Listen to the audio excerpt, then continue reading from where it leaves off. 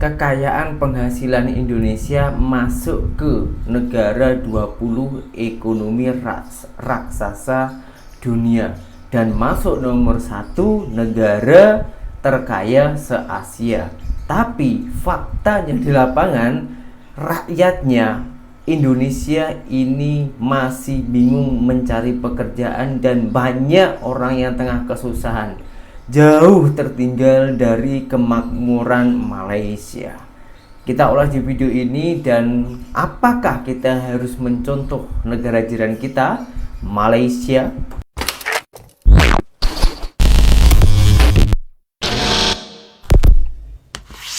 Hai, halo geng, assalamualaikum warahmatullahi wabarakatuh. Berjumpa kembali dengan saya Zainal Satori. Sebelum video ini saya mulai, gimana kabarnya kalian semua? Semoga semua yang menonton video ini baik-baik saja, dimurahkan rezekinya, selalu berpikiran yang positif dan dijauhkan dari mara bahaya oleh Tuhan Yang Maha Esa.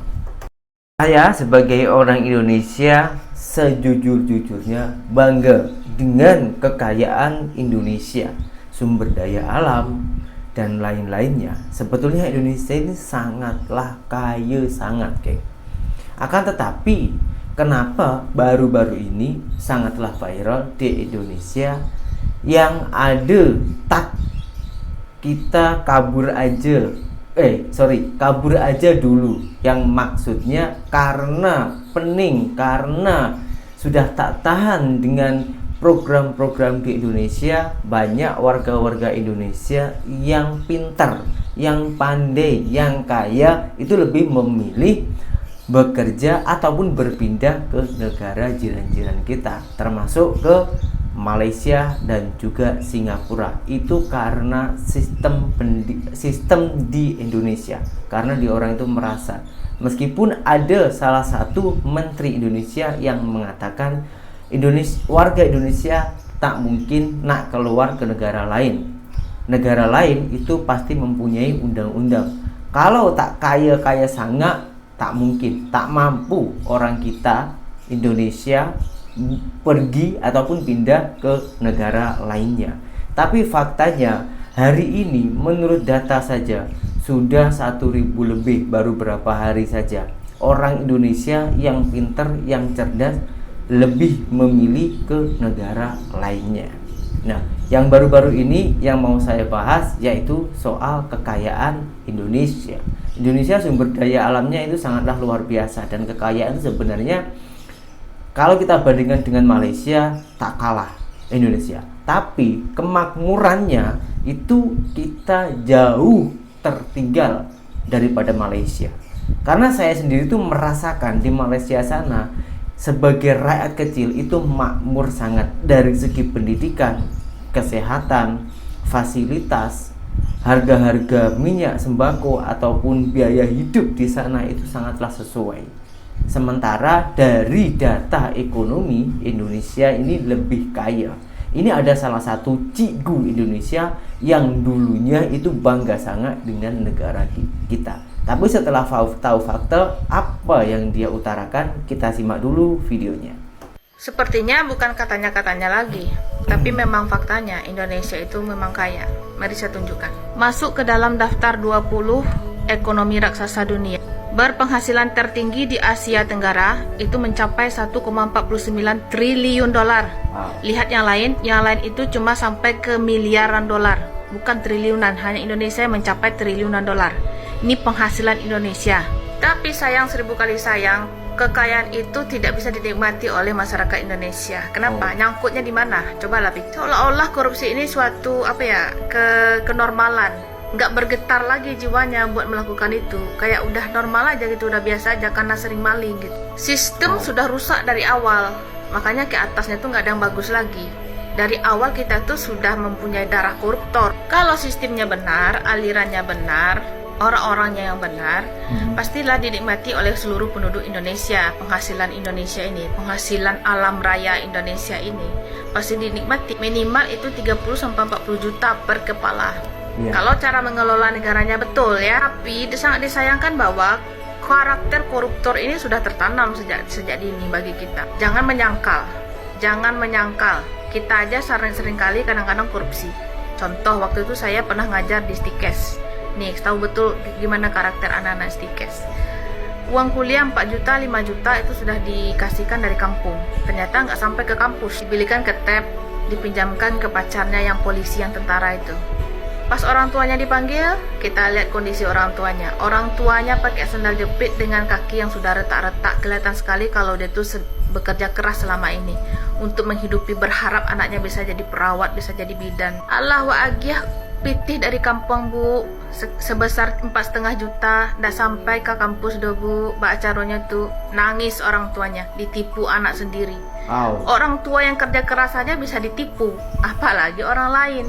Karakter itu sudah ada sejak dini. Jadi kalau awal sudah rusak, sistem sudah rusak secara sistematis dan masif, beginilah jadinya. Sampai ke atas dia nanti tujuan untuk jadi pejabat itu bukan untuk mengabdi lagi, tapi untuk memperkaya diri. Untuk di bawah-bawah level-level kita di keluarga ya, bentuklah anak itu supaya tidak mengambil hak orang lain. Doktrin otaknya itu, kalau bukan milik kamu jangan diambil. Kalau saya memang pernah mengakui pernah korupsi 25.000 itu ongkos ojek sama ongkos angkot waktu itu. Ada urusan di kantor, memang kelebihan, ada 25.000 saya makan. Dan tahu akibatnya apa?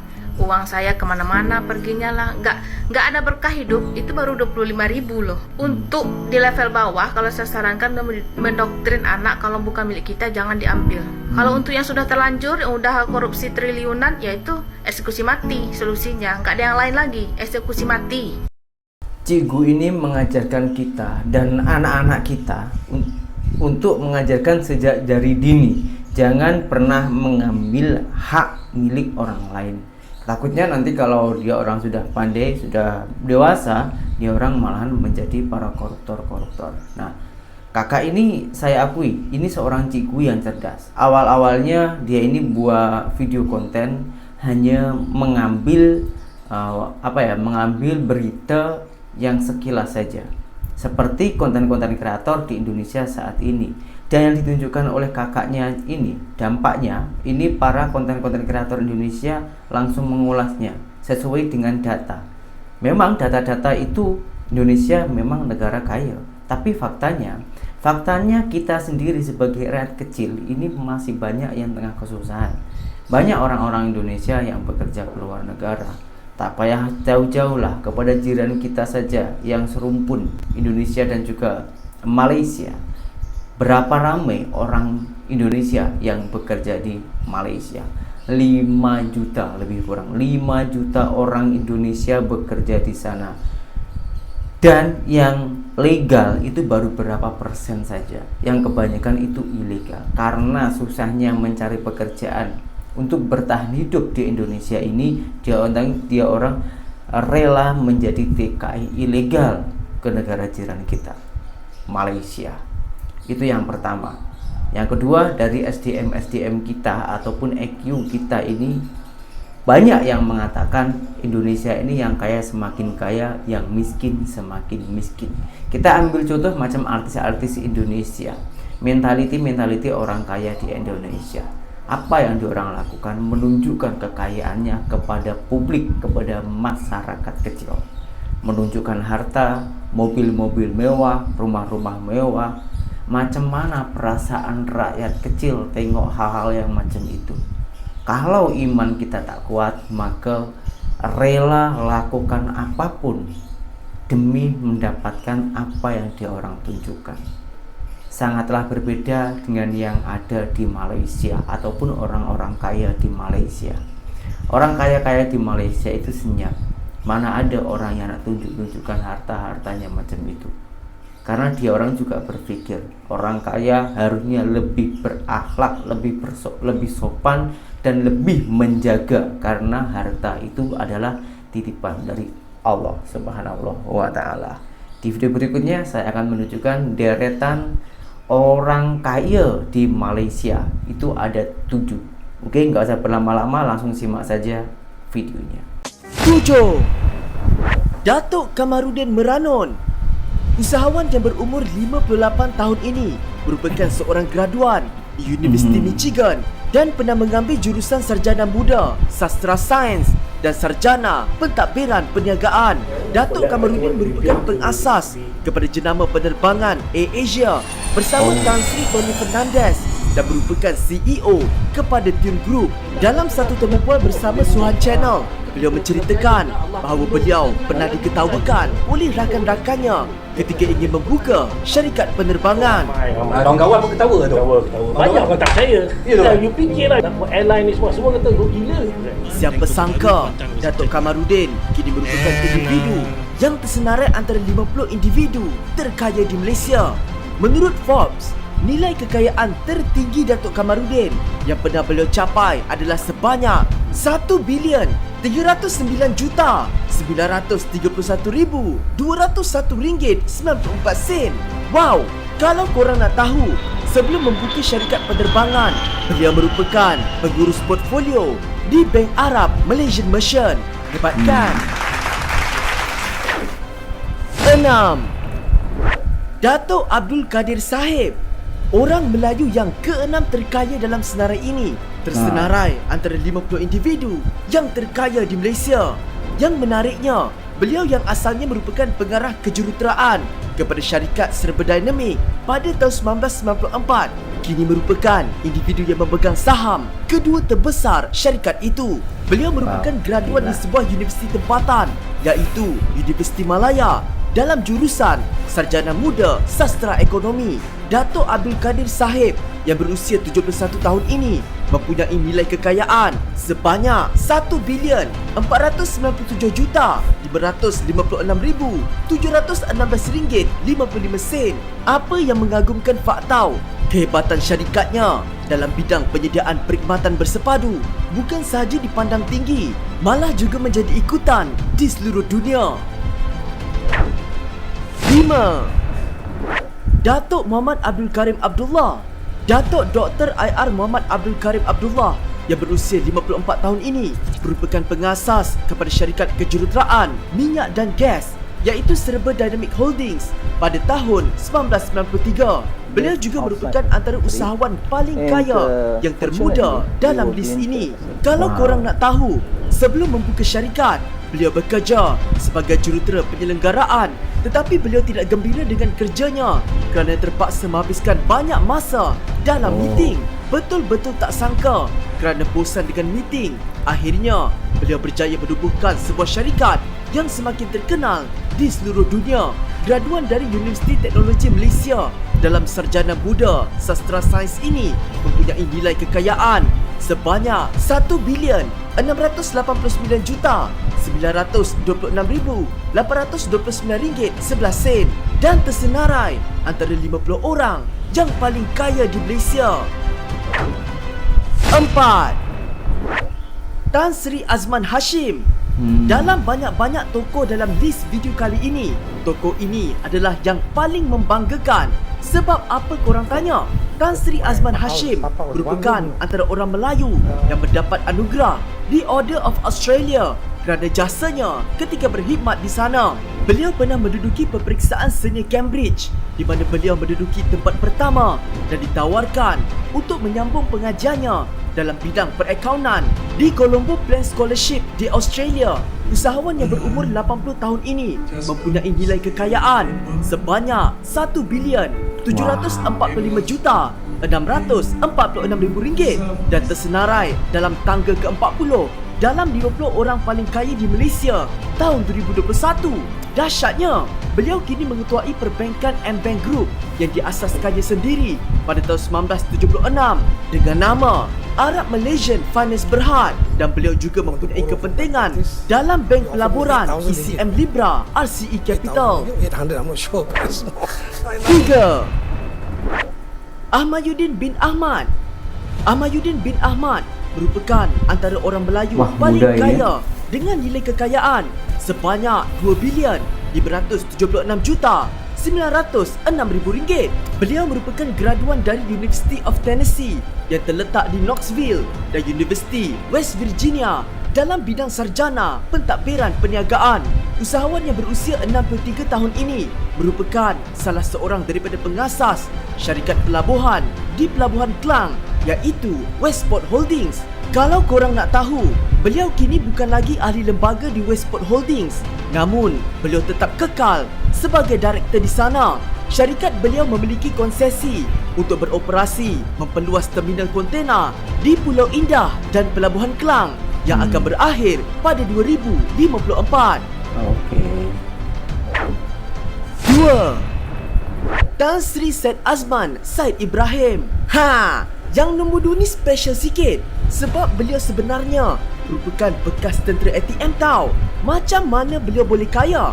Selepas 13 tahun berkhidmat dalam bidang ketenteraan, beliau mengambil keputusan untuk berhenti dan membuka perniagaan kereta terpakai. Beliau berulang-alik dari London untuk membeli kereta terpakai dan menjualnya di Malaysia. Oleh kerana bosan, kerana banyak waktunya dihabiskan di jalan raya sepanjang menjalankan perniagaan, beliau mengambil keputusan untuk membeli helikopter peribadi bagi menjimatkan masa perjalanan. Apabila helikopter tidak digunakan, beliau akan sewakan kepada sesiapa yang berminat. Dari situlah beliau mendapat idea untuk membuka perniagaan servis helikopter Western Aviation yang kini semakin meningkat permintaan. Antara syarikat-syarikat yang menggunakan perkhidmatannya adalah seperti Petronas Carigali, Shell dan Tullow Oil. Menurut Forbes, nilai kekayaan beliau berjumlah RM2,286,075,000 dan beliau menduduki tangga ke-32 dalam senarai 50 orang paling kaya di Malaysia. Satu. Siapa Tan terakhir Sri ni? Syed Mukhtar Al-Bukhari. Siapa je yang tak kenal dengan usahawan yang seringkali dikaitkan dengan roti gardenia ni kan? Tan Sri Syed Mukhtar yang berusia 68 tahun ini merupakan orang Melayu yang paling kaya di Malaysia dengan nilai kekayaan sebanyak RM4,987,200,000 yang menduduki tempat ke-18 dalam senarai 50 orang paling kaya di Malaysia. Beliau satu-satunya orang Melayu kaya yang mencapai angka bilion dalam mata wang dolar Amerika, iaitu 1.2 bilion American dollar. Gempaklah. Berbeza dengan usahawan lain di dalam list video kali ini, beliau tidak mempunyai latar belakang pendidikan yang tinggi dan beliau memulakan karier perniagaannya hanya sebagai seorang pedagang beras. Oleh kerana beliau tidak berputus asa dan bersungguh-sungguh sepanjang kariernya, kini beliau bergelar seorang bilioner yang mempunyai pelbagai perniagaan yang besar seperti MMC Corp dan DRB Highcom. Pengerusi kepada Yayasan Al-Bukhari ini juga merupakan pemilik atau pemegang saham dalam banyak syarikat-syarikat terkenal seperti Benas, CSR, Gas Malaysia Berhad, Honda Malaysia, Proton, Lotus Group International Limited, Pos Malaysia, Gardenia dan banyak lagi. Bukan itu saja tau, beliau mempunyai universiti sendiri yang bernama Al-Bukhari International University yang terletak di Alustar, Kedah. Fakta bangga betul dengan mereka-mereka yang ada dalam list video kali ini. Memang patut dijadikan idola. Bagi Faktau, bukanlah sekadar kekayaan mereka saja yang patut kita lihat, tetapi kesungguhan dan usaha mereka sehingga mampu mencipta nama di persada dunia. Dan semua video yang saya tayangkan barusan mulai dari awal sampai hingga akhir, bukan saya membuat provokasi, membuat batu api para netizen Indonesia dan juga Malaysia, melainkan ini untuk edukasi kepada korang semua, di mana kita harus belajar dan di mana kita harus meninggalkan.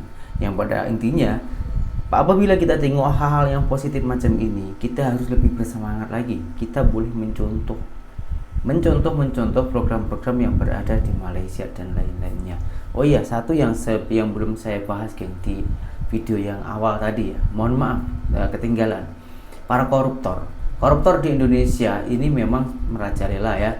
Dan kenapa di Malaysia itu sangatlah sedikit, hanya berapa persen aja. Mesti ada di negara mana pun, mesti ada, saya yakin mesti ada. Cuman saking ketatnya di Malaysia, maka dari itu koruptor itu sangatlah sedikit, geng.